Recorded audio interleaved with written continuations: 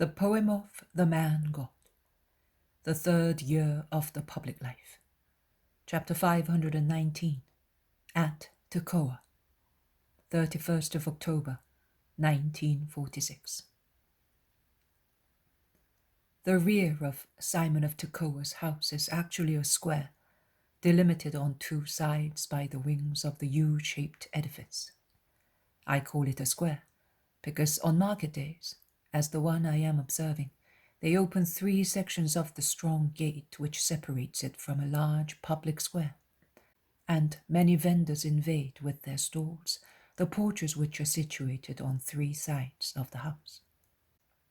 I now understand the financial use, because Simon, being a clever Jew, passes collecting the hires of the places occupied, and he drags after himself the old man, who is now wearing a decent garment, and he introduces him to everybody, saying, "As from today you will pay the amount agreed upon to him." Then, after completing the tour of the porches, he says to Eliana, "That is your work, here and inside, with the hotel and the stables. It is not difficult or hard, but it shows you how highly I esteem you. I dismissed one after the other 3 men who were helping me, because they were not honest. But I like you, and then he brought you to me. And the master knows hearts. Let us go to him and tell him that if he wishes, this is the right time to speak." And he goes away, followed by the old man. The square is becoming more and more crowded, and the noise is increasing more and more.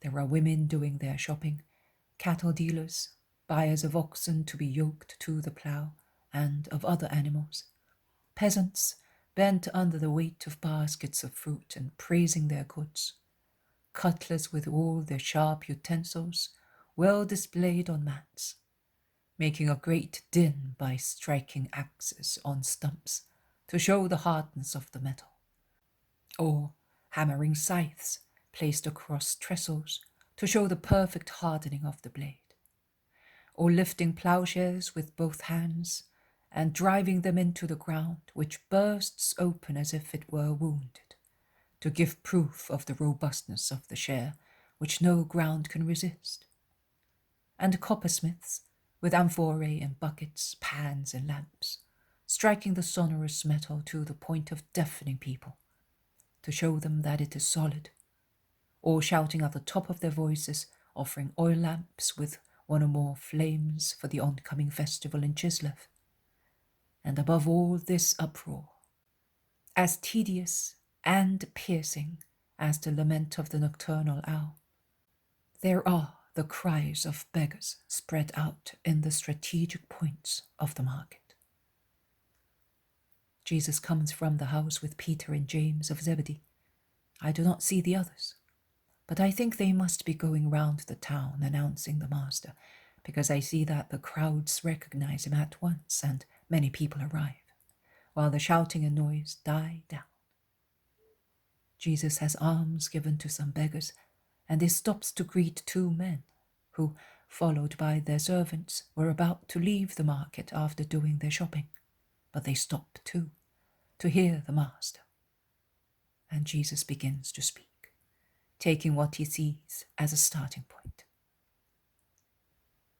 "Everything at the right time, everything in the right place. You do not hold markets on the Sabbath, neither do you trade in synagogues, nor do you work at night, but only during the day. Sinners only trade on the day of the Lord, or desecrate the places destined for prayer by means of human commerce, or steal at night, committing robberies and crimes. Likewise, those who trade honestly busy themselves to demonstrate the good quality of their victuals or of their implements to their customers, and those who buy them are happy with the good purchase made. But if, for instance, a vendor should succeed in deceiving a buyer with shrewd artifice, and the tool or the victuals should turn out to be bad, inferior in value to the price paid, would the buyer not have recourse to defensive measures, going from a minimum of stopping buying from that vendor to a maximum of applying to a judge to have his money back? That is what would happen, and it would be just. And yet, do we not see the people disappointed in Israel by those who sell rotten goods as good ones, and denegate him who gives good merchandise, being the just one of the Lord? Yes, we can all see that.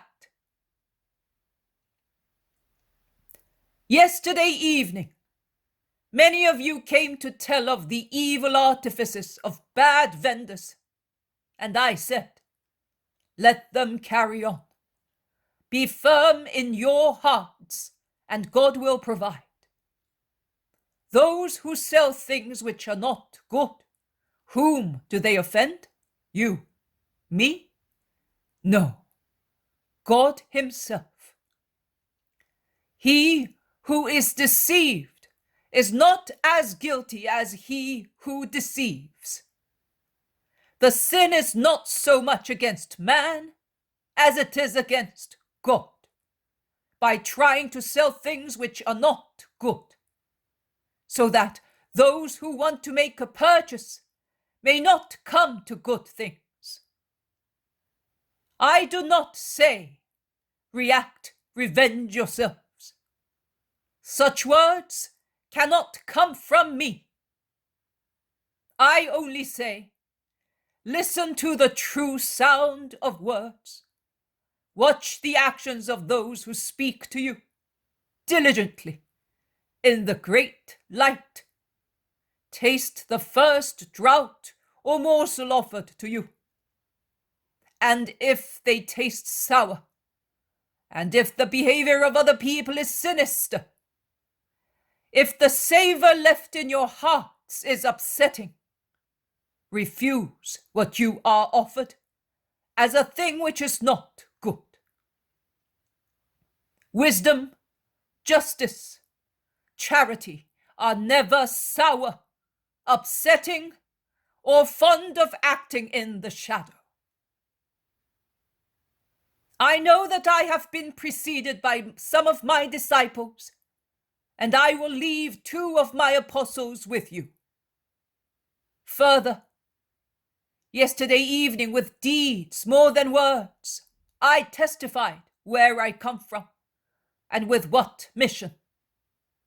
No long speech is required to draw you to my way. Meditate and be anxious to remain on it. Imitate the founders of this town at the borders of the desert. Consider that outside my doctrine, there is the aridity of the desert, whilst in my doctrine there are the sources of life. And whatever may happen, do not be upset or scandalized. Remember the words of the Lord in Isaiah. My hand will never become too short or too small to do good to those who follow my ways. Neither will anything ever prevent the hand of the Most High from striking those who offend and grieve me. Yet I came and I found very few willing to receive me. I called and few replied to me. Because as he who honors me honors the Father who sent me, so he who despises me despises him who sent me.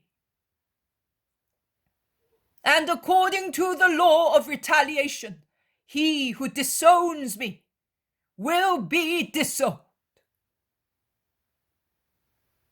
But you, who have received my word, must not fear the abuse of men, or tremble because of the outrage committed first against me and then against you, because you love me. Although I appear to be persecuted and will seem to be struck, I will comfort and protect you. Be not afraid. Do not fear man, who is mortal. He is today, and tomorrow he is but a remembrance and dust. But fear the Lord, fear him with holy love, without being frightened. But be afraid of not knowing how to love him proportionately to his infinite love. I will not say to you, do this or that. You are aware of what is to be done. I say to you, love. Love God and his Christ. Love your neighbor as I taught you. And you will do everything if you know how to love.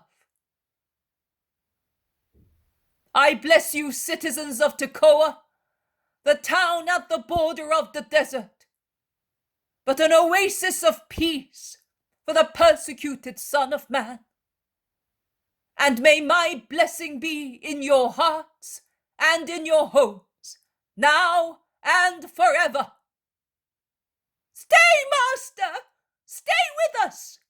The desert has always been kind to the saints of Israel. I cannot. There are other people awaiting me. You are in me, I in you, because we love one another. Jesus makes his way with difficulty through the crowd who follow him, forgetting their trades and everything else. Sick people cured, bless him again. Hearts comforted, thank him. Beggars greet him. Living manna of God! The old man is beside him and remains with him as far as the outskirts of the town. And only when Jesus blesses Matthew and Philip, who are remaining at Tekoah, he makes up his mind to leave his Saviour. And he does so, kissing Jesus' bare feet, weeping and uttering words of gratitude. Stand up, Eliana, and come here that I may kiss you. The kiss of a son to his father, and may that reward you for everything. I apply to you the words of the prophet. You who are weeping shall weep no more, because the merciful one has had mercy on you. The Lord will give you a little bread and a little water. I could not do more.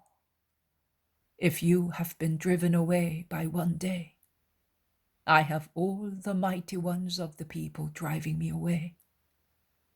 And I am fortunate if I find food and shelter for my apostles and myself.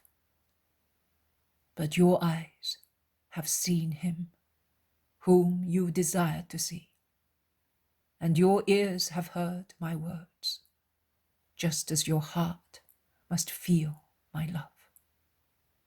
Go and be at peace, because you are a martyr of justice, one of the precursors of all those who will be persecuted because of me. Do not weep, Father. And he kisses his white-haired head. The old man kisses his cheek and whispers in his ear, Do not trust the other Judas, my lord. I do not want to soil my tongue, but do not trust him. He does not come with good intentions to my son. Yes, but think no more of the past. It will soon be all over, and no one will be able to harm me anymore. Goodbye, Eliana. The Lord is with you. They part. Master, what did the old man say to you in such a low voice? Asks Peter, who is walking beside Jesus, and with some difficulty, because Jesus is striding with his long legs and Peter cannot, because he is rather short. Poor old man. What do you think he could tell me that I did not already know? Replies Jesus, evading a precise answer. He spoke of his son, did he not? Did he tell you who he is? No, Peter, I can assure you. He kept that name in his heart. But do you know him? I do, but I will not tell you. They remain silent for a long time. Then the anxious question of Peter and his confession. Master, but why? For what purpose does the Iscariot go to the house of a very wicked man, such as the son of Eliana? I am afraid, master, he has no good friends. He does not go openly. He has no strength to resist evil. I am afraid, master. Why? Why does Judas go to such people and secretly? Peter's face is an expressive mark of a sorrowful query. Jesus looks at him, but does not reply. In fact, what can he reply, in order not to tell a lie and not to hurl faithful Peter against unfaithful Judas? He prefers to let Peter speak. Are you not replying? I have had no peace since yesterday, when the old man thought he had recognized Judas among us. It is like the day when you spoke to the wife of a Sadducee. Do you remember? Do you remember my suspicion? Yes, I do. And do you remember what I said to you then? Yes, master, I remember. There is nothing else to be said, Simon. The actions of men have appearances that are different from reality. But I am glad that I provided for that old man. It is as if Ananias had come back. Actually, if Simon of Tekoah had not accepted him, I would have taken him to Solomon's little house to have a father there, always waiting for us. But for Eli it is better as it is. Simon is good, and he has many grandchildren. Eli loves children, and children make one forget many sad things. With his usual skill in distracting his interlocutor and leading him on to a different subject when he finds that it is not convenient to answer dangerous questions, Jesus has distracted Peter from his thoughts. And he continues to speak to him of children whom they have met here and there, until they remember Marciam, who is perhaps hauling the nets just then, after fishing in the beautiful lake of Gennesaret. And Peter, whose thoughts are now far from Eli and Judas, smiles and asks, But after Passover, we are going there, are we not? It is so beautiful. Oh, much more than it is here. We Galileans are sinners, according to those of Judea. But to live here, oh, eternal mercy! If we are going to be punished, there will certainly be no reward here. Jesus calls the others who have been left behind, and he goes away with them along the road warmed by the December sunshine.